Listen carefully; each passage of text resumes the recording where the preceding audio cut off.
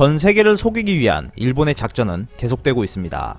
일본만의 민도를 앞세운 것도 모자라 항체 검사까지 조작하는 것 같다는 의혹이 이어지고 있는데요.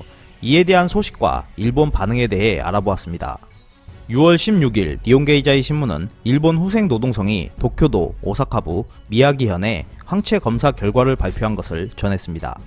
후생 노동성이 발표한 검사에 따르면 각 자치단체의 협력을 얻어 6월 1일부터 7일까지 도쿄 1971명, 오사카 2970명, 미야기 3009명 등 총 7950명을 대상으로 실시했으며 미국 식품의약국으로부터 긴급 사용 허가를 받은 두 가지 종류의 검사 시약에서 모두 양성으로 나타난 경우에만 항체를 보유한 것으로 보고 데이터를 산출했다고 전했습니다.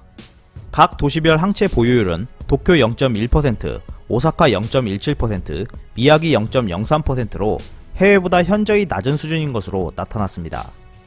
지난 5월 31일 일본 교육부는 보고된 누적 감염자에서 감염률은 도쿄 0.038%, 오사카 0.02%, 미야기 0.004%였다고 밝혔습니다. 과거 발표와 비교했을 때 이번 항체 검사 결과는 2.6배에서 8.5배 높은 수치였는데요. 그럼에도 불구하고 이번에 발표한 검사 결과치가 다른 나라에 비해 현저히 낮은 것은 이해하기 어려운 부분입니다. 기사는 C19에 감염되었거나 증상이 없거나 이미 감염되어 회복된 사람을 포함한다면 실제 감염자 수는 더 많을 가능성이 있다고 지적했습니다. 가토 후생노동성 장관은 16일 국무회의 후 기자회견에서 이번 조사 결과 등을 감안하면서 항체 검사의 활용 방안을 검토하겠다고 말했습니다. 또한 일본 국방부도 기존에 발표됐던 감염률보다 높은 수치이지만 대부분의 사람들이 항체를 가지고 있지 않다라고 결론지었습니다.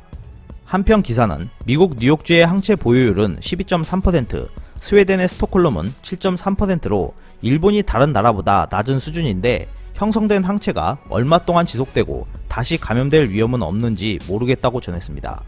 이렇게 일본은 과거 수치보다 높은 결과가 나와서 놀라운 일이라고 발표하고 있지만 결국 다른 나라보다 수치가 낮다는 점을 강조하며 일본이 방역 대책을 잘해서 좋은 성과를 내고 있다는 주장을 하고 있습니다.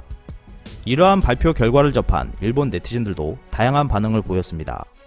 이것은 의외이다. 아직 제1파조차 오지 않았을 가능성이 있을지 모른다. 일본 언론은 어떻게 책임을 지는가? 애초에 책임을 질 생각이 없는 것인가? 언제까지 진실을 외면할 것인가?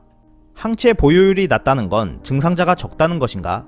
이것이 일본의 대책이 성공했다는 증거인가? 0.1%는 예상보다 훨씬 낮다. 일본인은 감염되기 어려운 것인가? 아직 제1파조차 오지 않았다고 하는 말이 옳은 것인가? 해외와의 감염률 차이를 생각하면 억제되고 있는 이유가 무엇인지 궁금하다.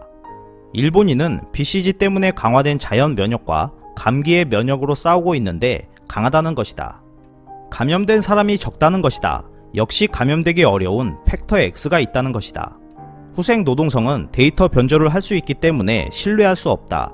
일본은 민도가 높기 때문에 미국만큼 심각한 상황이 없다고 세계에 선전하기 위해 데이터를 조작하고 있다는 혐의도 부정할 수 없다. 즉 감염 예방에 성공하고 있다는 것인가? 모두가 노력한 결과물이다 등의 반응을 보였습니다. 일본 국민들과 전 세계를 속이기 위해 발표하고 있는 일본만의 특유한 억지 주장들이 언제까지 이어질지 궁금해지고 있습니다.